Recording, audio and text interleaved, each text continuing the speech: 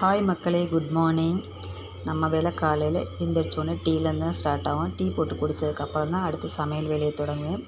இன்றைக்கி என்ன சமையல், தம்பிக்கு மட்டும் தனியாக குழம்பு வச்சிடலான்னு ரெடி பண்ணியிருக்கேன். பாசிப்பருப்பு, தக்காளி, சின்ன வெங்காயம், மஞ்சத்தூள், பெருங்காயம் இது மட்டும்தான் போட்டு வச்சுருக்கேன். காரத்துக்கு எதுவுமே சேர்க்கலை. தாளிக்கிறப்ப ஒரு வரமிளகாய் வத்தல் சேர்த்து தாளிச்சிக்கலாம். அவனுக்கு காரம் சுத்தமாக சாப்பிடவே முடியல, அந்த அளவுக்கு இருக்குது. அதனால தான் அவனுக்கு மட்டும் இந்த மாதிரி வச்சு கொடுத்துலான்னு கொடுத்தாச்சு.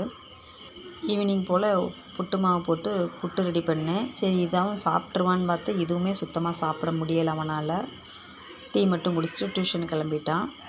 அவன் சரியாக சாப்பிடாமல் இருக்கிறது எனக்கு தான் ரொம்ப கஷ்டமாக இருக்குது. நம்ம பிள்ளை எதையும் பிடிச்சதை கூட சாப்பிட முடியலையேன்னு. அது சும்மானாலே சாப்பிட மாட்டான் ஒழுங்காக, ரொம்ப இது பண்ணுமா. இப்போ வாயில் வேறு அந்தளவுக்கு புண்ணு வந்திருக்கா, அதனால் சாப்பிடவே மாட்டேங்கிறான். அவனை பார்த்தா 8th ஸ்டாண்டர்டு படிக்கிற பையன் மாதிரி இருக்க மாட்டான், ஒரு 5th ஸ்டாண்டர்டு படிக்கிற பையன் மாதிரி அவ்வளோ குட்டியாக இருப்பான்.